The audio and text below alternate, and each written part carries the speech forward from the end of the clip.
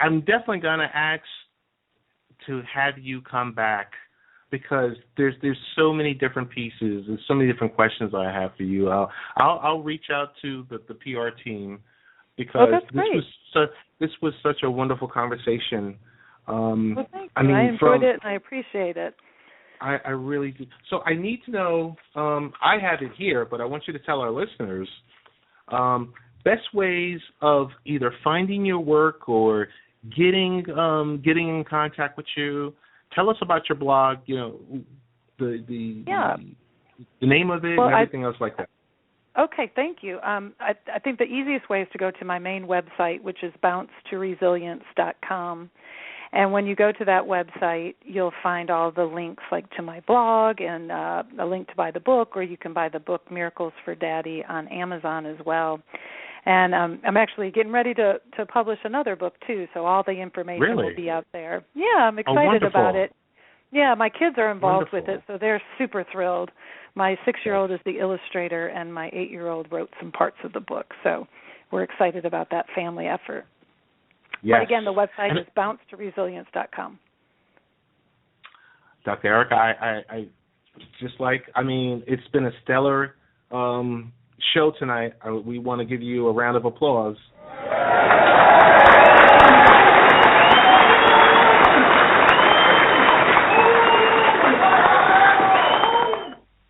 I will tell you this much. I plan to buy your book, or I'm going to read it, and then I'm definitely going to want to have you come back and talk about it. Great. Well, thank you. I appreciate that. Dr. Erica, thank you so much for joining us tonight. We really appreciate you taking the time out. I really do. Heartfelt, thank you. Thank you. Best to you. All right. Have a good evening. Okay. Thanks. Bye-bye. That was Dr. Erica Kosal. Really excited.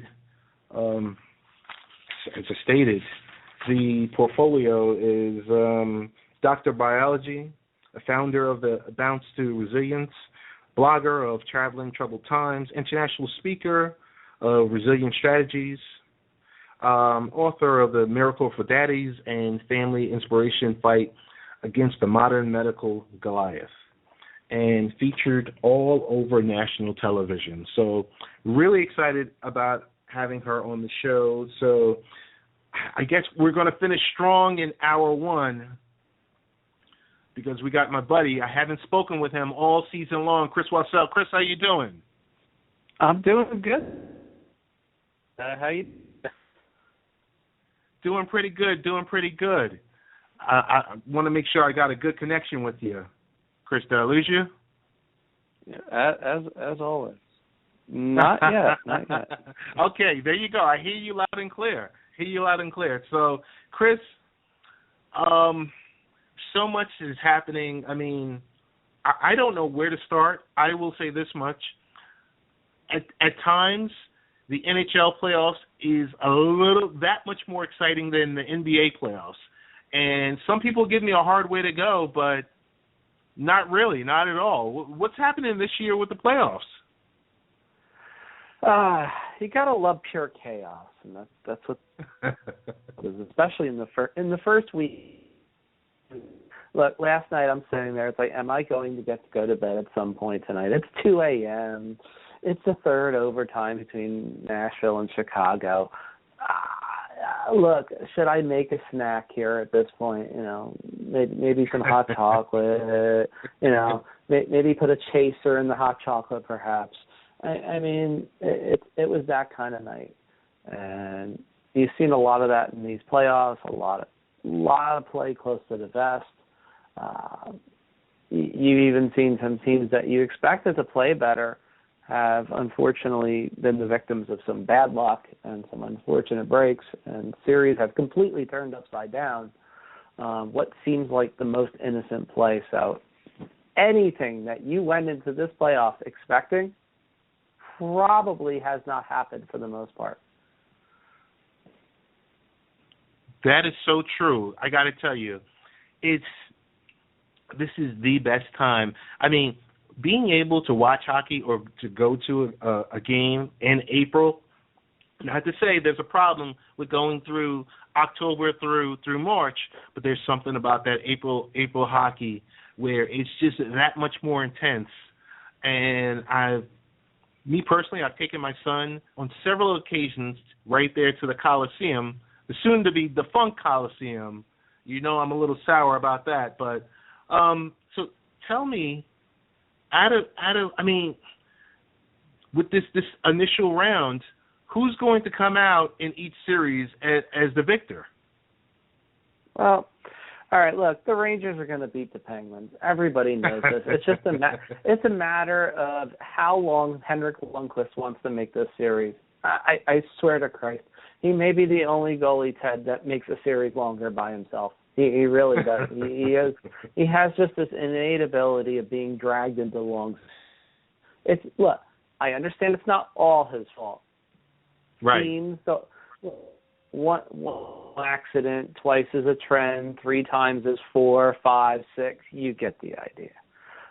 But ultimately, Pittsburgh doesn't have a leg to stand on. They barely have enough defensemen that resembles an NHL caliber defense unit. Evgeny Malkin's been shut down. Sidney Crosby hasn't fared much better aside from Game 2. It's tough sledding for Pittsburgh. There's no question about it. It doesn't matter that the Rangers' power doggone awful. You can get away with it when the team you're playing is even worse, and that's kind of why the Rangers are going to not easily advance, but they're definitely going to advance. We'll skip that one other series. We'll get back to that Islander series because I'm still not sure about that one. I've written so many things on this series already that my mind is blown. Montreal will advance over Ottawa. I think it's just a matter of time, and it may even be tonight. You look at Ottawa. You see the pieces. I still think they should have never abandoned Andrew Hammond after Game 2. Wasn't really his fault that they lost. You don't lose 3 consecutive games by 1 goal by accident. They are a young team. They are a team that cannot finish in the playoffs. And look, they had to go 23-3 in their last 26 games just to make the playoffs, Ted. That's tough. Right. Any team that goes on, say, more than a 15 or more game streak, or even a 10 or more game streak to end the season, usually is going to run into it at some point. The Devils did it in 2006, where they won 11 straight games just to win the division on the last night. And, the momentum did carry them, but eventually all it took was when they were down against Carolina. They had no chance. The same thing has happened here, essentially. It's not as if Ottawa has played poorly. They've given up some bad goals in this series. Look, I'd be lying if I said that they didn't. But they've been in each game, and that's all you can ask for. The offense has to bail your goalie out at some point. Tonight, the offense has to bail out Craig Anderson, and they have not as of yet. Whatever the reason is there, Kyle Turris and Bobby Ryan, please wake up and try to join the playoffs. Mark Stone's playing with a broken wrist, et cetera. You get the idea. But ultimately, Montreal slides out and wins that series. Detroit and Tampa, Ted, I don't know. I had a pretty good idea of this going into Game 3. I don't know what it is about Pavel Datsyuk. People just probably do not how good defensively, or I should not say good, more like elite. He has elite skills. If he could drag down the entire Tampa Bay team to play Detroit's game, basically by himself and say Henrik Zetterberg, that's scary. And it bodes very ominously for Tampa Bay, even if they should advance this round. I do have potentially getting past Detroit, but it's probably going 7 games. It really is going to, because you never expected Detroit to be able to pull this out of the hat twice in a series. Once was enough. Game 1, okay, fair enough. They did that last year against Boston. Look what happened.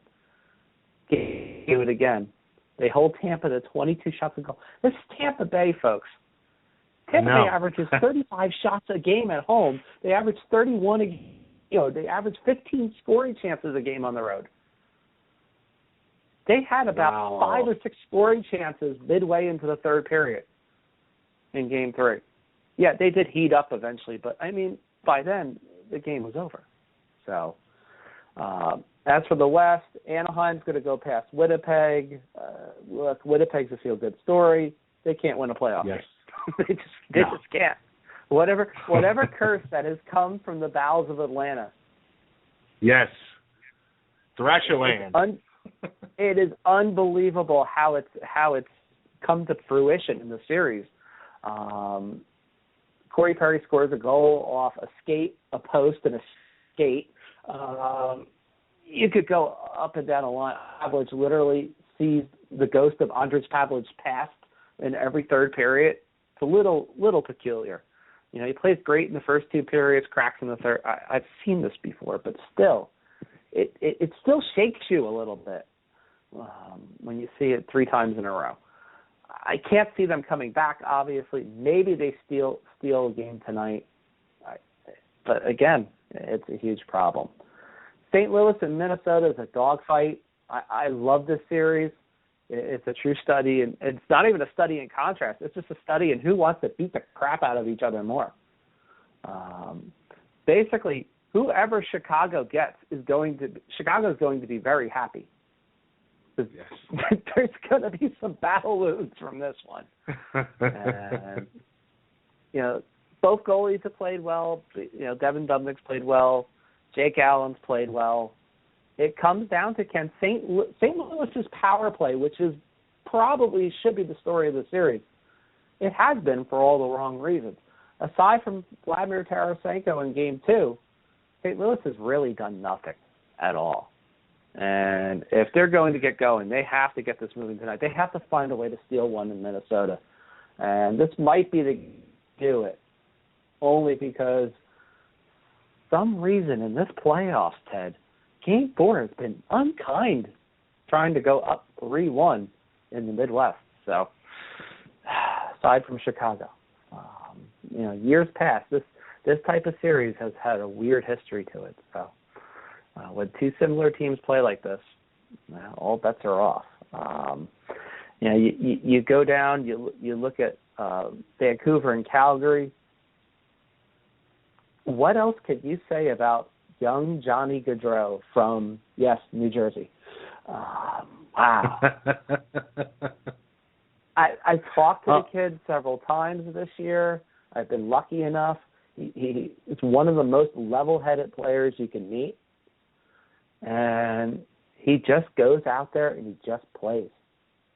And in this series, Calgary, look, they've been, you know, all the possession numbers have been in Vancouver's favor for most of the series. It doesn't matter. It really doesn't. Calgary just finds a way to score goals. That Monahan, Gaudreau, Hudler line connected twice last night. And they are 1 game from advancing to the second round. And they're a scary team. Look, if they play Anaheim, Jonas Hiller has inside Anaheim, obviously from playing there, and you know, winning a Stanley Cup.